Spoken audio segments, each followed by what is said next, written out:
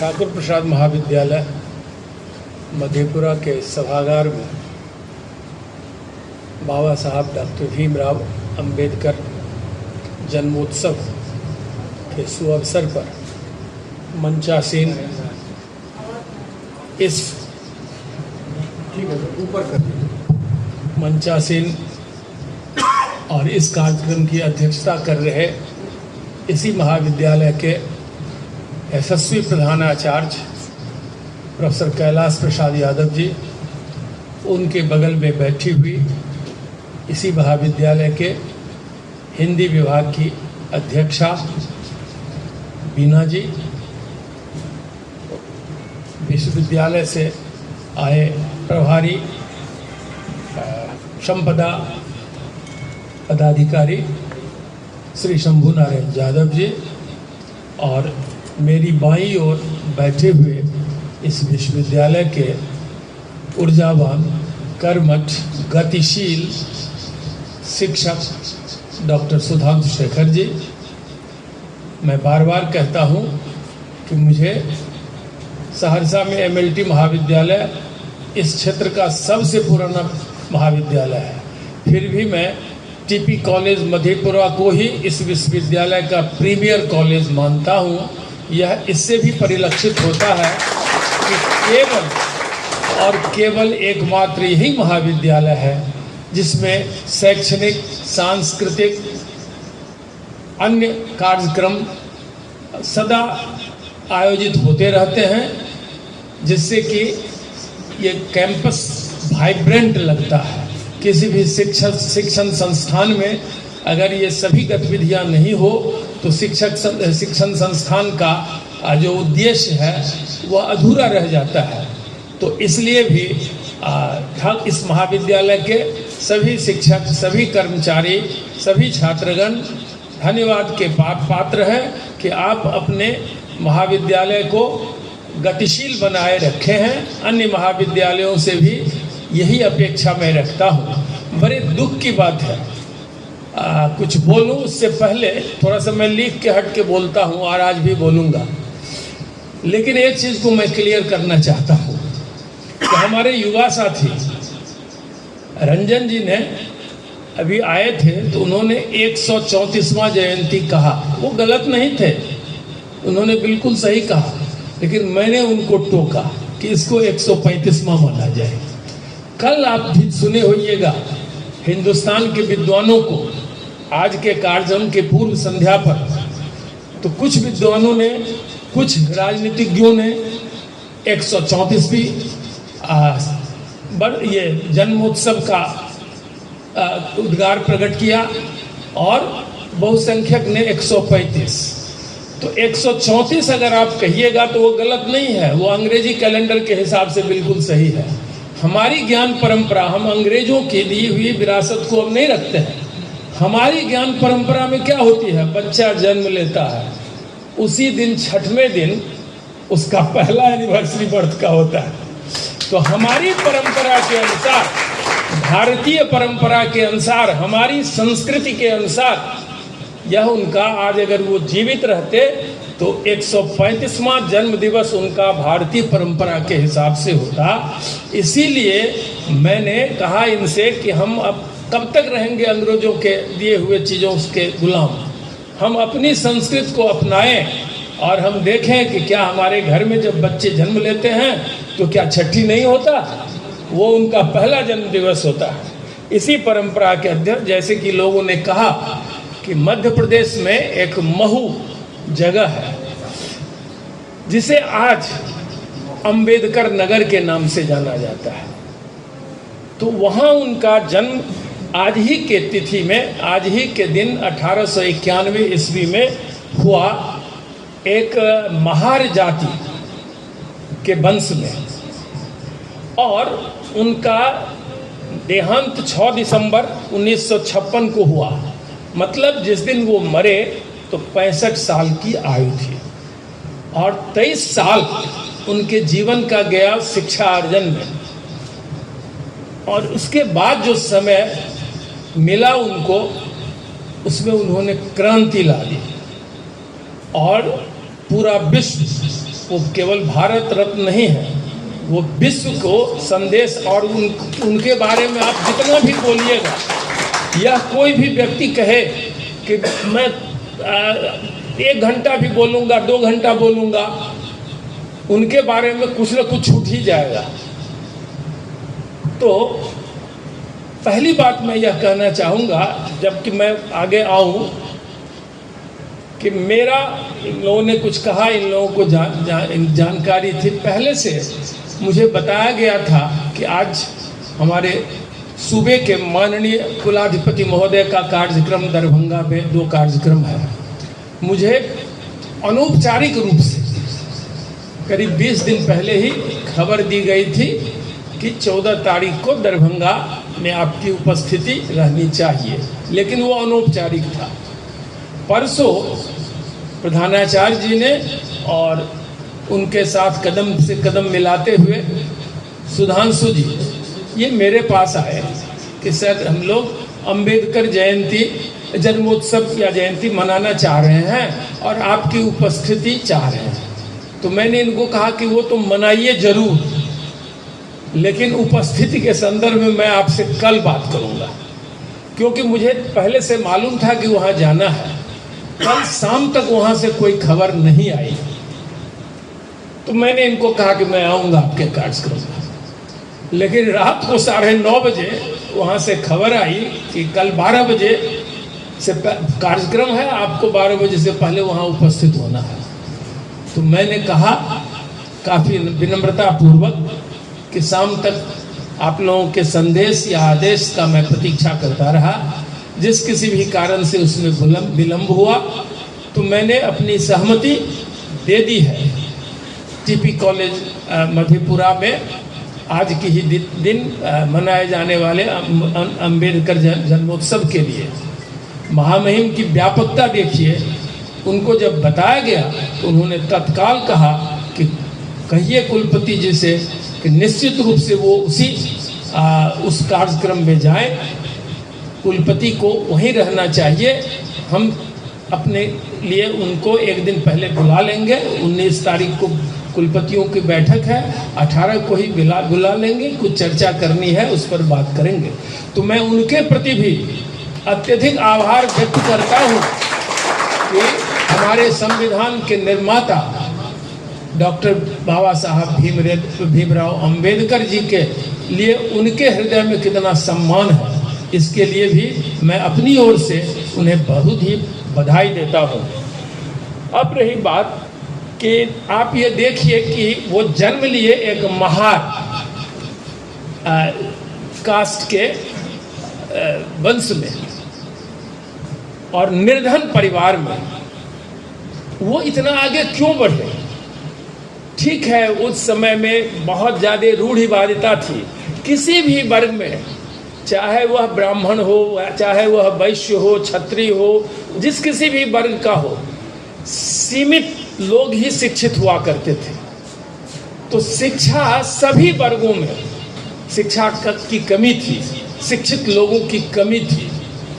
अंबेडकर जी ने जो उस समय में जो कुठाराघात होते थे रूढ़िवादियों के द्वारा तथा कथित शिक्षितों के द्वारा, अपनी संप्रभुता बनाए रखने के लिए अंधविश्वास, जैसे जैसे शिक्षा का अलग जगेगा, अंधविश्वास से आप दूर होते जाइएगा। आज आप कितने व्यक्ति को देखते हैं भगता के पास जाते हुए? आज आप सांप काटता है तो देखते हैं दौड़ के लोग जाता है चिकित्सक के पास।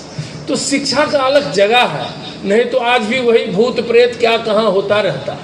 तो उन दिनों शिक्षा का अभाव था। तो उन्होंने पहले क्या महसूस किया कि कुछ भी हो, मैं किसी भी समाज को, वो केवल दलित समाज के ही प्रतिनिधि नहीं थे, वो संपूर्ण जो निरक्षर, जो निर्धन, जिनको आवाज़ नहीं थी, वैसे व्यक्तियों के लिए न्याय दिलाने के लिए वो समर्पित थे। तो उन्होंने सोचा कि ये तभी संभव हो सकता है कि मैं खुद ही बहुत ज़्यादा ज्ञानी हो सकूं। और उन्होंने उनकी किताब को पढ़ेंगे, मैं बताऊंगा आपको। तो उन्होंने देखा क्या कि 3 चीज़ है, सोशियोलॉजी, इकोनॉमिक्स और रिलीजन, इस 3 चीज पर अगर ज्ञान अर्जित लोग कर ले तो किसी भी समस्या का और देश जिस चीज से जूझ रहा है उसको दूर किया जा सकता है। तो इसी कारण बस अब वो आप पढ़िएगा तो एक अजब कहानी है कि वो महू से बम्बई गए और एक एलिफिंस्टन स्कूल था मुंबई में, आजकल के मुंबई तत्कालीन बम्बई में। तो वह एलिफिंस्टन स्कूल में दाखिला उन्होंने कराया पढ़ने के लिए, और वो काफ़ी ही महंगा स्कूल था।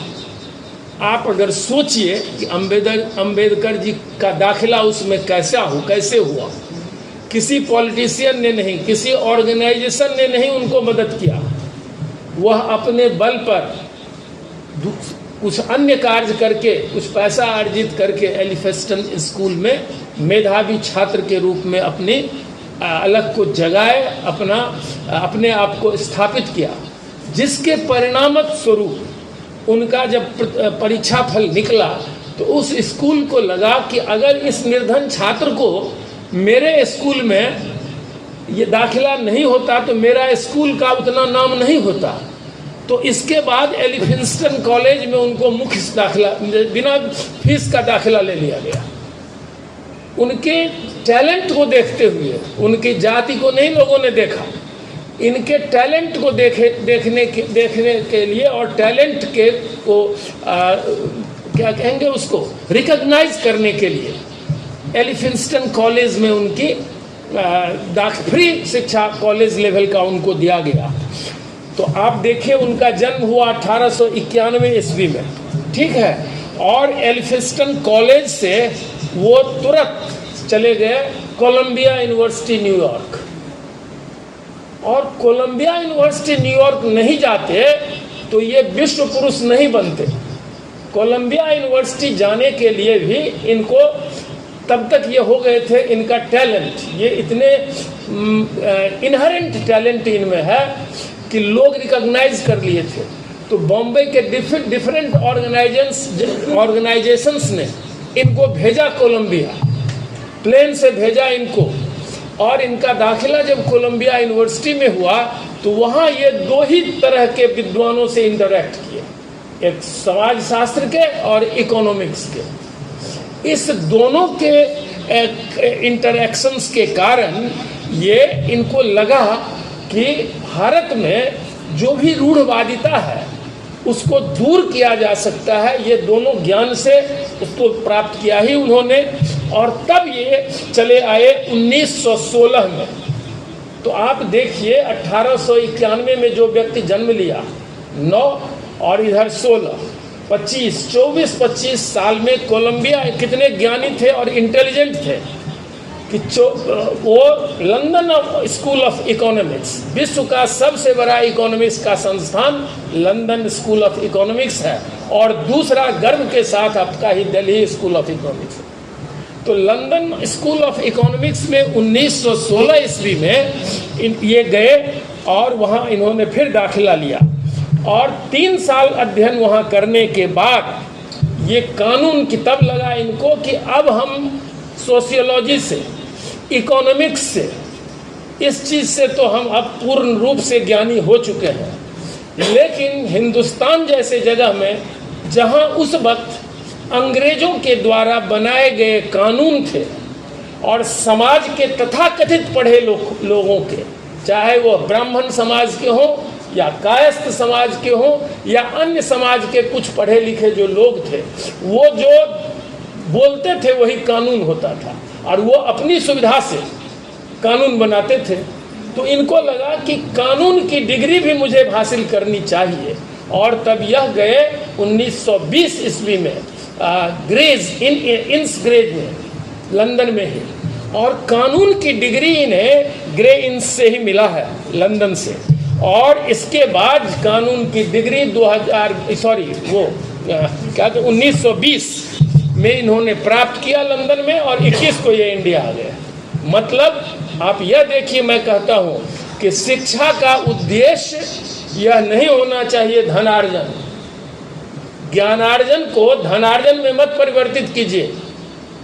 और उन्होंने तब सोचा कि अब मैं इंडिया जाऊं, चाहते तो वहां बैरिस्ट्री कर सकते थे।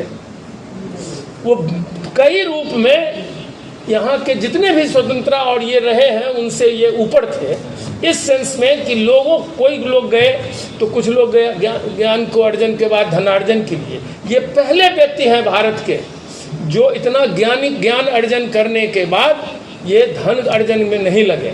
और ये आगे 1921 में ही again came back to his country, जिसके लिए उनको कुछ करना था।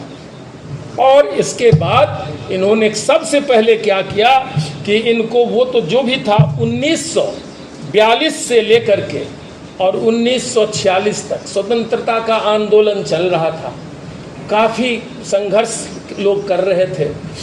तो उस समय में क्या किया, वाइसराय होते थे, तो वाइसराय के द्वारा, वाइसराय एक संवैधानिक और प्रशासनिक, अंग्रेज का तो शासन था लगभग 2/3 दुनिया में, तो वो अपना एक प्रशासक नियुक्त करता था। हिंदुस्तान में उसे वाइसराय के नाम से जाना जाता था। तो वाइसराय ने देश को चलाने के लिए एक कार्यकारी परिषद का गठन किया और उस कार्यकारी परिषद के सदस्य बाबा साहब भीमराव अंबेडकर को भी नियुक्त किया गया। इसलिए नहीं किया गया कि वो दलित समाज के थे, इसलिए किया गया कि ये सबसे शिक्षित व्यक्ति थे। तो आज उस दलित समाज में रहते हुए भी, महार समाज जाति में रहते हुए भी यदि वो शिक्षित नहीं हुए रहते, अपने इतना ज्ञान अर्जन नहीं किए रहते, तो कोई उनको पूछने वाला नहीं होता।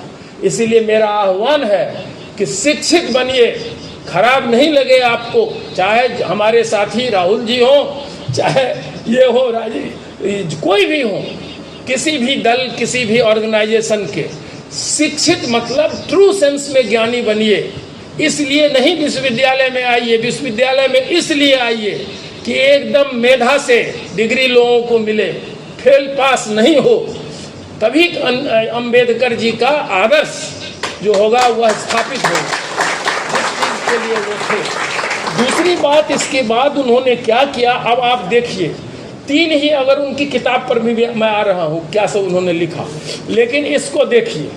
तो पहला चीज़ पहले मैं बताता हूँ कि जब 1942 से 46 तक ये कार्यकारी परिषद के जब समिति के ये सदस्य थे ब्रिटिश शासन में, तो इन्होंने क्या किया, सबसे पहले इन्होंने क्या किया, और आज हिंदुस्तान अगर चाहे वह कांग्रेस का सत्ता रहा हो या भारतीय जनता पार्टी का रहा हो, जो बुनियाद इन्होंने डाली उसी पर आज आपका जो आर्थिक ढांचा है कंट्री का, मैं आ रहा हूँ उस पर। तो इन्होंने जब देश आज़ाद नहीं था उस वक्त वाइसराय के, अंग्रेज शासन के कार्यकारी एग्जीक्यूटिव, जैसे हमारा सिंडिकेट होता है वैसे कैबिनेट जो था वाइसराय का, उस कार्यकारी परिषद के सदस्य के नाते इन्होंने सबसे पहले क्या तो फैक्ट्री श्रम मंत्री के रूप में, उसमें श्रम मंत्री थे वो वाइसराय के, अंग्रेज के कार्यकारी परिषद के श्रम मंत्री थे 4 साल तक, 42 से 46 तक। उस दरमियान उन्होंने सर्वप्रथम फैक्ट्री अधिनियम 1946 को लाया, जो श्रम लोग थे, जो लेबर क्लास के लोग थे, वो सबसे अधिक शोषित हुआ करते थे। अटेंडेंस उनका बनता था, मान लीजिए 50 पैसा 8 उस समय में आना होता था, तो 8 आने उनकी प्रतिदिन की मजदूरी थी, तो 10 पैसा उनको जाता था, बिचौलिया लेता था, उसका जो मेट होता था, आज भी लेबर रखते हैं ना, राजू मकान बनाते हैं तो मेट होता, तो वो ले लेता था।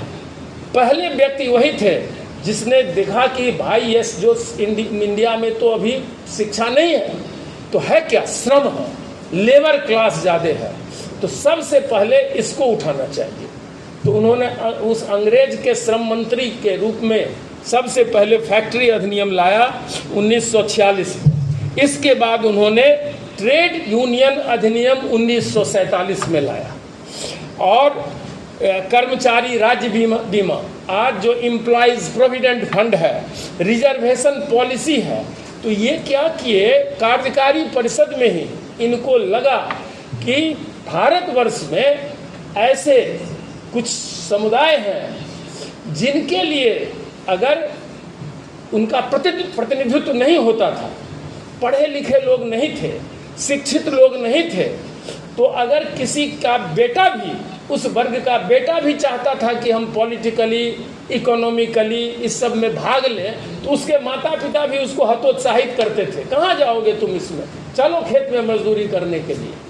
तो इन्होंने क्या किया कि रिजर्वेशन पॉलिसी अंग्रेज शासन काल में 32 में ही उन्होंने आवाज़ उठाया, 31 में, कि नहीं, खास वर्ग के लिए, उस समय में जो भी रहा हो, म्यूनिसिपैलिटी रहा हो, जो भी रहा हो, जो सिस्टम, तब जा करके आपको भी याद होगा, ये वाला एक जगह है महाराष्ट्र में, पूना के पास, वहाँ एक अंग्रेजों ने किया ये कॉन्फ्रेंस, और वही पूना एक्ट 1931 पास हुआ, जिसमें अंग्रेज ने भी किसी खास वर्ग के लोगों के लिए कॉन्स्टिट्यूएंसी को रिजर्व किया पंचायत चुनाव में। तो पहला चीज़ ये देखिए कि श्रमी के लिए किसने किया, तो अंबेडकर जी ने किया। और इसके बाद जैसे जैसे सुधार कार्य हुए, अब देखिए सर्वप्रथम उन्होंने 1934 ईस्वी में, भारत को आज़ाद होने से 13 वर्ष पूर्व ही उन्हें लगा कि अगर कोलंबिया, मैं क्या कह रहा हूँ बार बार कि कोलंबिया यूनिवर्सिटी अमेरिका में वो नहीं जाते, न्यूयॉर्क में, और लंदन स्कूल ऑफ इकोनॉमिक्स से उनकी शिक्षा नहीं होती, तो संभवतः इतनी दूरदर्शिता लोगों में नहीं आती। तो उनको लगा कि बैंकिंग सिस्टम को ठीक करना है। तो 1934 ईस्वी में ही रिजर्व बैंक का formulation, idea, concept Ambedkar ji ने पहला संस्था जो इन्होंने बनाया, ये 3 प्रमुख संस्था के प्रधान थे। तो पहला संस्था इन्होंने बनाया 1924 ईस्वी में, जिसको कहा बहिष्कृत हितकारी सभा। जितने भी बहिष्कृत लोग थे समाज के, किसी भी वर्ग के, तो उनके लिए इन्होंने एक संगठन बनाया जिसे कहा जाता है बहिष्कृत हितकारी सभा। और सबसे पहले 1927 ईस्वी में होता क्या था, उन दिनों जो दलित समाज के लोग थे, दलितों का कंसेप्ट बदला है। आज दलित वर्ग में बहुत लोग आना चाहते हैं और आए हैं कालांतर में। अब उच्च जाति के आप देखे होंगे, कायस्थ वर्ग के लोगों का कॉल गया है कि मुझे भी दलित में रखा जाए। उसका कारण कुछ दूसरा होगा, राजनीतिक आर्थिक लाभ के लिए, लेकिन किसी रूप में वो बिछड़े हुए नहीं है, पिछड़े हुए। तो लाभ लेने के लिए अंबेडकर जी के जीवन का आदर्श लाभ कभी नहीं रहा, दूसरे को लाभ, ह्यूमैनिटी को था उनमें, मानवता थी उसमें, मानव सेवा करना चाहते थे। तो उन्होंने सर्वप्रथम क्या होता था, सार्वजनिक कुआं होता था। उस समय में म्युनिसिपल वाटर इस सब का तो था नहीं, उतना विकास तो हुआ नहीं था। तो गांव में कुआं होता था 2-4, और उसका पानी ही लोग पीते थे। पर्यावरण भी उतना प्रदूषित नहीं था, स्वच्छ था। तो किसी खास वर्ग के लोगों को उस कुएं पे नहीं जाने दिया जाता था। तो 1900, और उस समय में सबसे अधिक ये रूढ़िवादिता, उस समय में भी नॉर्थ इंडिया में नहीं था वो रूढ़िवादिता, बिहार, यूपी, राजस्थान, इन जगहों में उतना नहीं था जितना महाराष्ट्र, गुजरात और आपको तमिल में सबसे अधिक था। तमिलनाडु में दलितों के साथ। तो उन्होंने कहा क्या कि ये क्या हुआ भाई कि पानी नहीं लोग पी सकता है। तो 27 में सर्वप्रथम उन्होंने सत्याग्रह किया, और मैं मानता हूं कि उन्हीं के सत्याग्रह से बापू को भी प्रेरणा मिला होगा आजादी का नमक सत्याग्रह करने का। तो 27 में जब यह किए, जिसको कहा गया महार सत्याग्रह, उसके चलते पानी पीने लगा लोग, सार्वजनिक कुआं पर सबों को अलाउ कर दिया गया। कहाँ गई रूढ़िवादिता? लोग पढ़े हुए नहीं थे, अंधविश्वास में थे कि भाई हम इसका पानी पिएंगे वो श्राप दे देगा। ये सब क्या था? शिक्षा जैसे जैसे बढ़ेगा, अब क्या होता है, पासवान जाति से भी ब्राह्मण जाति की में शादी हो रही है। शिक्षा का अलग बढ़ेगा, अंतर जातीय और जाति प्रथा अपने समाप्त होगी। तो इन्होंने वो काम किया। इसके बाद एक मंदिर था, कलाराम मंदिर, वह भी महाराष्ट्र में ही था। उस मंदिर में दलितों का प्रवेश वर्जित था कि वो दलित नहीं जा सकते हैं। और मैं आपको मैं तो विज्ञान का छात्र हूं, मैं कहता हूं कि ठीक है, हमारे समाज में है 4 ये जाति, ब्राह्मण, क्या है, क्षत्रिय, वैश्य, और तो ये 4 है, ये उस समय में था। आज भी 4 जाति है। एक वैज्ञानिक विश्लेषण कीजिएगा तो आज भी विश्व में, केवल इंडिया में नहीं, विश्व में 4 जाति है। क्या है? किसी भी दल के, किसी भी जाति के, चाहे वो दलित हो, पिछड़ा हो, अगड़ा हो, या क्रिश्चियन हो, मुस्लिम हो, हिंदू हो, उनमें ब्लड होगा या तो ए ग्रुप का, या बी ग्रुप का, या ए बी ग्रुप का, या ओ ग्रुप का। यही आज वर्तमान काल का यही 4 जाति है। A group, B group blood, A B blood group और ओ ब्लड ग्रुप। अगर किसी हरिजन, अगर मान लीजिए अभी एक्सीडेंट हो जाए और मेरा ब्लड मैच करेगा किसी हरिजन के, दलित के ब्लड से, और वो हमको खून दे रहा है, तो मेरा जाति कौन हुआ? वो हुआ, न कि मैं जिस कुल में पैदा लिया। तो ये भावना समझिए कि 4 जाति है और ये चारों जाति भाई हैं। इस तरह से वैज्ञानिक विश्लेषण शिक्षित होने के बाद आप कर सकेंगे। तो उन्होंने उस मंदिर में भी किया, लोगों का प्रवेश कराया। इसके बाद रूढ़िवादिता धीरे धीरे कम होती गई, क्योंकि उनमें यह ताकत था कि उस समय के जो पढ़े लिखे रूढ़िवादी लोग जो धर्म के अंधविश्वास को थोपते थे, ऐसा नहीं है कि अंबेडकर जी सत्याग्रह करके पा लिए। पढ़िए अंबेडकर जी को, उन्होंने पहले, सबसे पहले उन व्यक्तियों को जो दलितों को प्रवेश नहीं करने देते थे मंदिर में, जो कुआं का पानी कहते थे सार्वजनिक कुआं पर यह नहीं आएगा, उनको पहले उन्होंने कन्विंस किया अपने नॉलेज से। और जब वो कन्विंस हो गए, जैसे हमारे पास ये लोग आते हैं मुर्दाबाद नारा लगाते हुए, और कन्विंस होके कन्विंस कर देते हैं, तो ये चले जाते हैं, नहीं ठीक कह रहे हैं। तो सबसे पहले उनको कन्विंस करना पड़ा उन लोगों को जो दलितों पर का शोषण करते थे, और एक बार उन्होंने कन्विंस कर दिया तो वो लोग विड्रॉ किए, उनका सत्याग्रह सफल हुआ।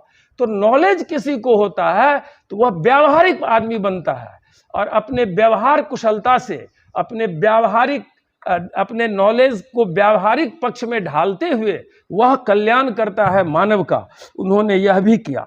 इसके बाद उनको लगा कि अब हम पहले वो क्या बनाए थे 1924 ईस्वी में एक दल, जिसको कहा था बहिष्कृत हितकारी सभा। तो जितने बहिष्कृत लोग थे, इसके बाद उनको लगा कि हम अब एक थोड़ा सा अचीव हम कर लिए हैं, जो हमारा उद्देश्य है। तब उन्होंने क्या किया, उस बहिष्कृत हितकारी सभा को बदल करके नाम दे दिया इंडिपेंडेंट लेबर पार्टी, जो 1936 में जिसकी स्थापना उन्होंने की। और बाद में फिर 42 ईस्वी में उसको भी डिसॉल्व करके उन्होंने एसटी फेडरेशन नाम दिया।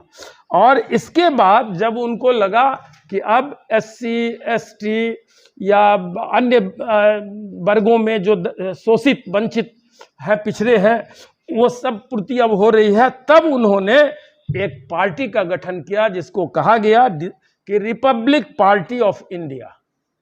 तो वो 6 सितंबर, देखिए 6 दिसंबर को वो आदमी मर गए, और 6 सितंबर 1956 अपने मृत्यु से ठीक 3.5 महीना, पौने 4 महीना पहले इन्होंने रिपब्लिक पार्टी का गठन किया। अगर वो जिंदा रहते तो संभवतः आज कुछ और हमें देखने को मिलता।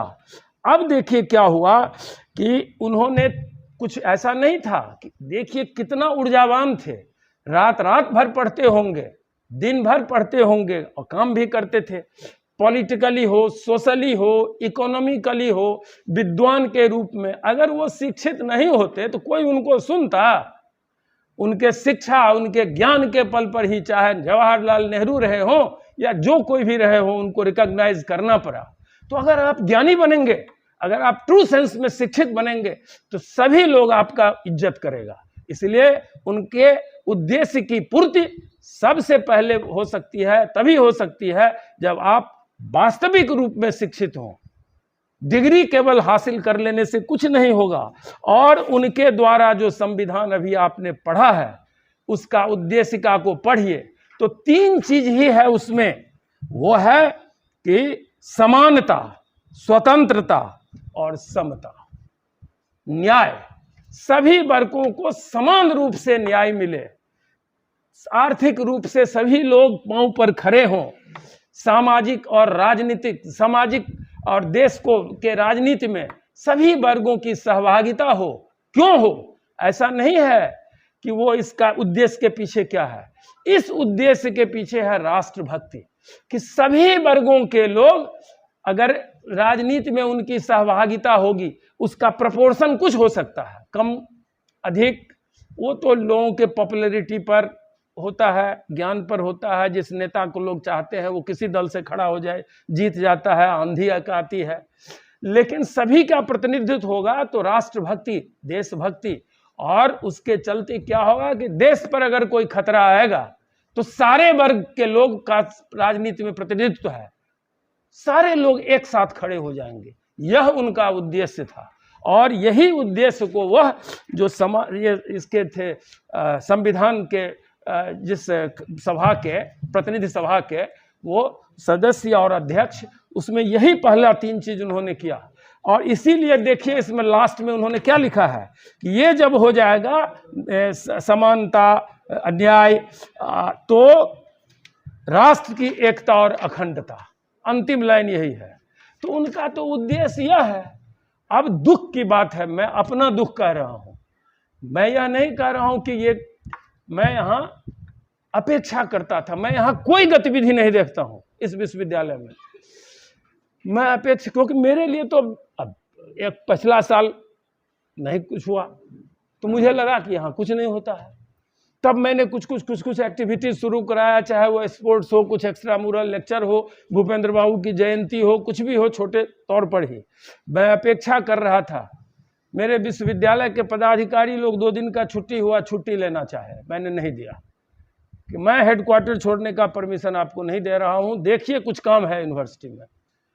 लेकिन मैं चाह रहा था कि प्रस्ताव आवे मेरे पास कि विश्वविद्यालय स्तर पर अंबेडकर जयंती मनाया जाए। मैं यहां हूं लेकिन कोई प्रस्ताव नहीं आया। बहुत ही दुख की बात है।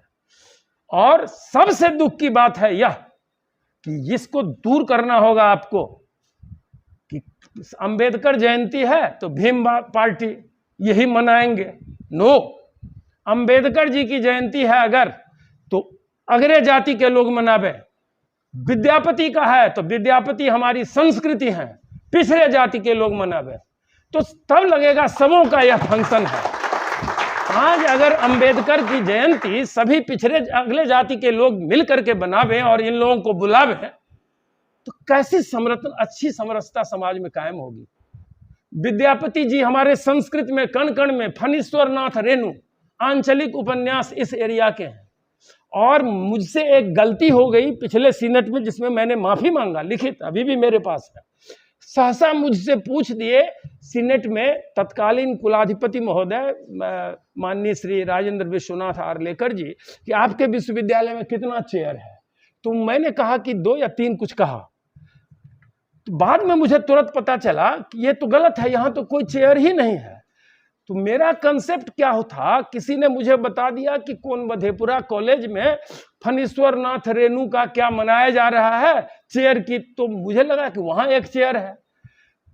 तो कहीं विश्वविद्यालय में कहीं कोई चेयर है, तो मैंने कहा, मुझे जब पता, हाँ जो भी कोई बोला, एक तो लक्ष्मीनाथ गोसाई वाला का था, लेकिन ये तो कंसेप्ट भी नहीं था। तो मैंने तुरंत मेल से लिखित रूप से उनसे माफी मांगा कि नहीं, मुझे गलत सूचना दी गई थी, इस विश्वविद्यालय में कोई चेयर नहीं है।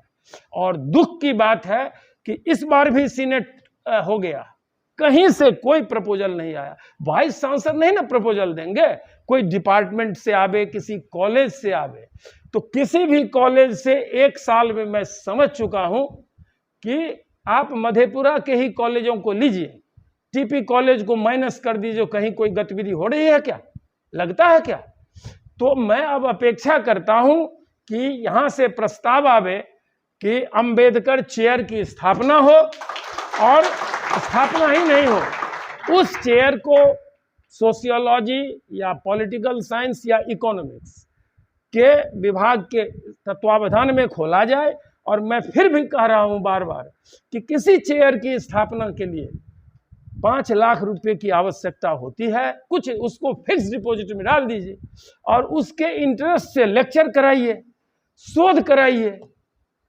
तो ये 5 लाख कोई रुपया है? अगर टीचर हमारे घूम जाए शहर में तो आपको 5 लाख रुपया में कितना देर लगेगा? करने की ये होनी चाहिए, जिजीविषा होनी चाहिए, रियल सेंस में ये डिवोशन होना चाहिए। कोई प्रस्ताव नहीं आया कि अंबेडकर जयंती मनाया जाए। एक प्रस्ताव यहां से आया, मैंने कहा कि मैं आऊंगा। ऐसे ही कोई भी चीज हो, लक्ष्मीनाथ गोसाई का चेयर के लिए मैंने उद्घोषणा की कि 5 लाख रुपया कहीं से आवे। एक व्यक्ति कोई है सहरसा साइड के जिन्होंने कहा कि 1 लाख मैं अपनी ओर से दूंगा। तो मैंने कहा कि लेट अस सिट टुगेदर। मैंने जनप्रतिनिधियों से कहा, माननीय वो गुंजेश्वर बाबू थे कि भाई आप सहरसा में हैं, एक दिन बुलाइए। माननीय आलोक रंजन जी थे कि हम ही को बुलाइए, चलिए चंदा वसूलते हैं ताकि वो लक्ष्मीनाथ गोसाई चेयर का स्थापना हो जाए वहाँ। तो वो नहीं हो सका। तब मैं करता क्या? तो मैंने जो कर सका वो किया।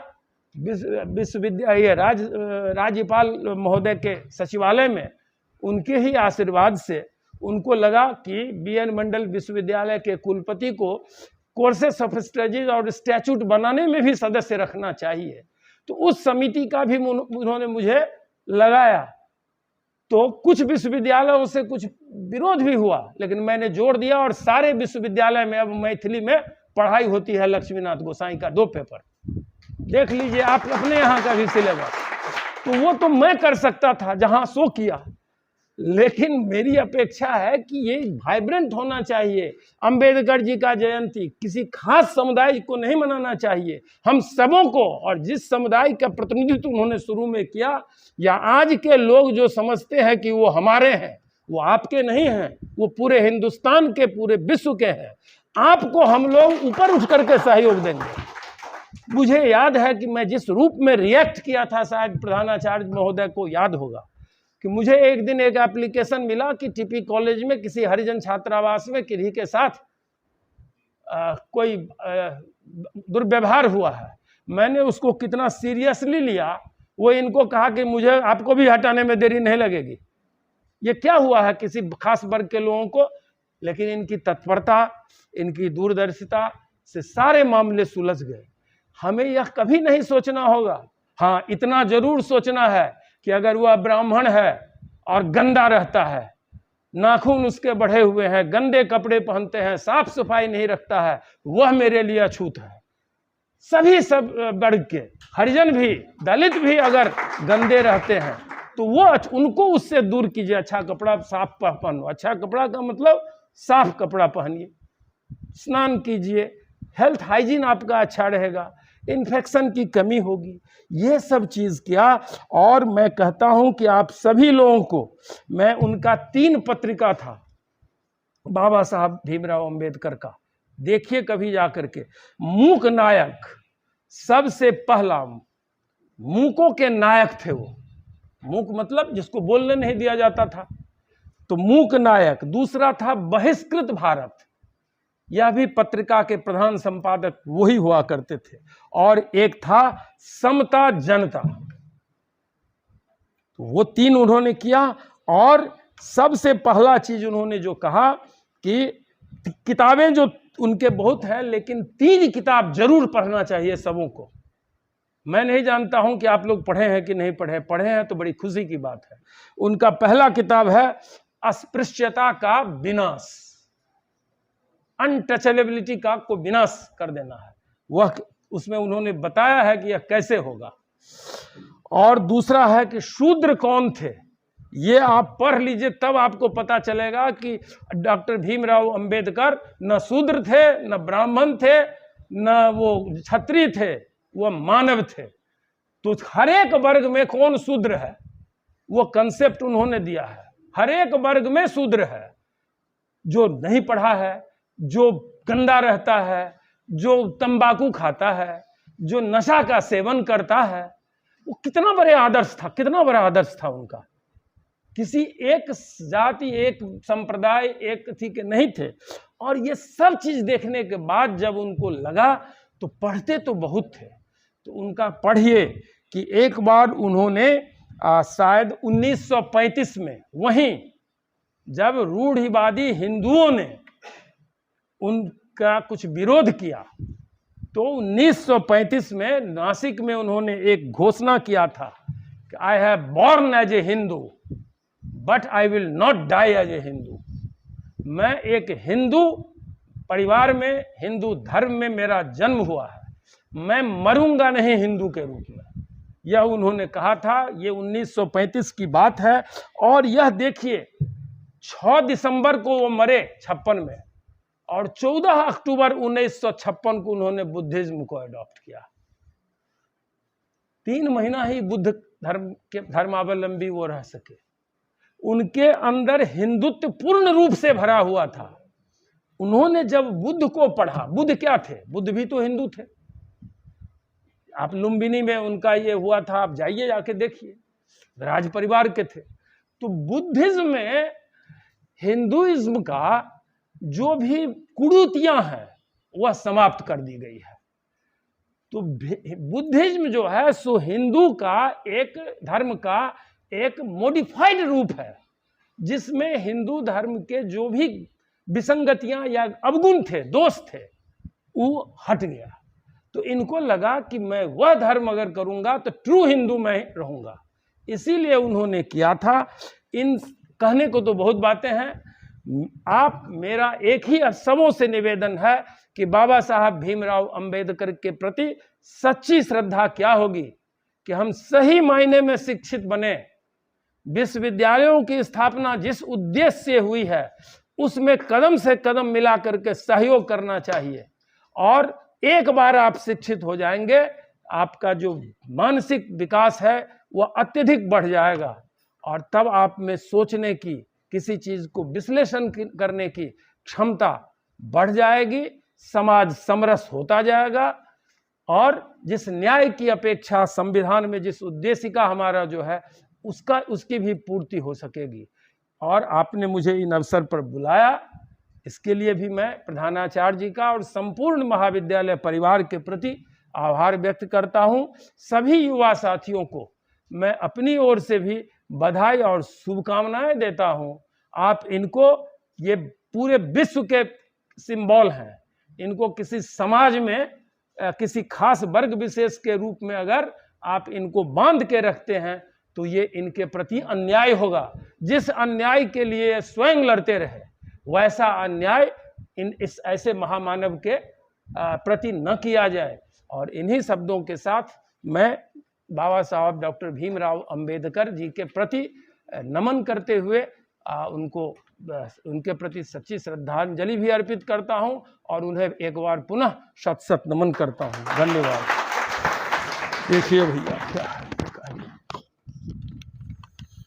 बहुत बहुत धन्यवाद सर। आप लोगों से अनुरोध है कि एक बार आप लोगों से अनुरोध है कि एक बार खड़े होकर के प्लीज़ 1 मिनट के लिए खड़े हो जाएगा, थोड़ा एक्सरसाइज भी हो जाएगा।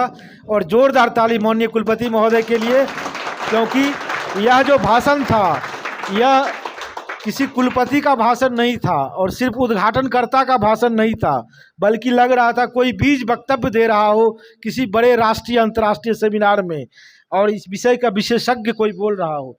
तो हम सर आपके आभारी हैं। आपने इतने विस्तार पूर्वक, कृपया आप लोग स्थान ग्रहण करेंगे, आपने इतने विस्तार पूर्वक अंबेडकर जी के व्यक्तित्व, उनके कृतित्व और आज के संदर्भ में उनकी प्रासंगिकता, इसके तमाम पहलुओं को हमारे बीच लाने का आपने इतना महत्वपूर्ण कार्य किया। आपके इस भाषण से हम सबों का ज्ञानवर्धन हुआ है, इसके लिए हम आपके आभारी हैं। और मैं अब धन्यवाद ज्ञापन सिर्फ 1 मिनट के लिए अपने शिक्षक को बुलाऊं, उसके पहले मैं सिर्फ अपने विद्यार्थियों को बताना चाहता हूं कि जो माननीय कुलपति महोदय ने आप सबों को अंबेडकर जी के जीवन के बारे में एक संक्षेप में बताया। आप सबों से अनुरोध है कि आप कृपया खुद भी, आजकल नेट पर भी बहुत सारी बातें उपलब्ध हैं और उनकी किताबें भी, बहुत सारी किताबें बहुत कम दामों पर मिलती है, आप लोग ज़रूर उसे पढ़ने का कष्ट करेंगे। और उसी कलम में मैं आपको बताना चाहता हूं कि जिसकी बात कर रहे थे माननीय कुलपति महोदय, उन्होंने जो बहुत सारी पत्रिकाएं निकाली और साथ ही साथ जो आंदोलन चलाए, चाहे वो महार सत्याग्रह हो, कालाराम मंदिर सत्याग्रह हो, इन तमाम सत्याग्रहों में उन्हें सवर्ण जाति के लोगों ने भी उन्हें बढ़ चढ़कर साथ दिया था और विशेष रूप से ब्राह्मण जाति के लोगों ने। आप देखिएगा कि उनकी पत्रिकाओं में कई संपादक जो होते थे वो ब्राह्मण जाति के लोग होते थे, जो उनके मित्र होते थे, और तमाम सत्याग्रहों में भी उन्हें साथ दिया है। इसलिए अम्बेडकर साहब ने जो ये कारवां आगे बढ़ाया, जिसकी बात माननीय कुलपति महोदय कर रहे थे, समता, स्वतंत्रता एवं बंधुता और न्याय का यह कारवां, उस कारवां को आगे ले जाने की जिम्मेवारी केवल दलितों की नहीं है या केवल पिछड़ों की नहीं है, बल्कि हम सबों की यह जिम्मेदारी है कि हम डॉक्टर अंबेडकर साहब के कारवां को आगे बढ़ाएं।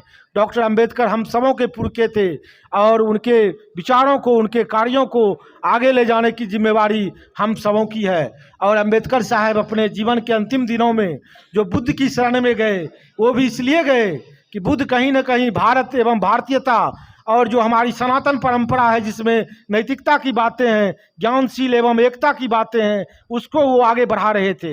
इसलिए हम सबों की यह जिम्मेदारी है कि हम अम्बेडकर साहब के कार्यों को आगे बढ़ाएं, क्योंकि बाद के दिनों में वो बहुत चिंतित थे और उनको यहाँ तक वो कहे कि अगर नहीं हो सकता है तो कम से कम छोड़ दो, तुम इस कार्यों को पीछे मत ले जाओ, इसे अगर आगे बढ़ा सकते हो तो बढ़ाओ, लेकिन पीछे मत ले जाओ। तो हम सब इसे पीछे नहीं जाने देंगे।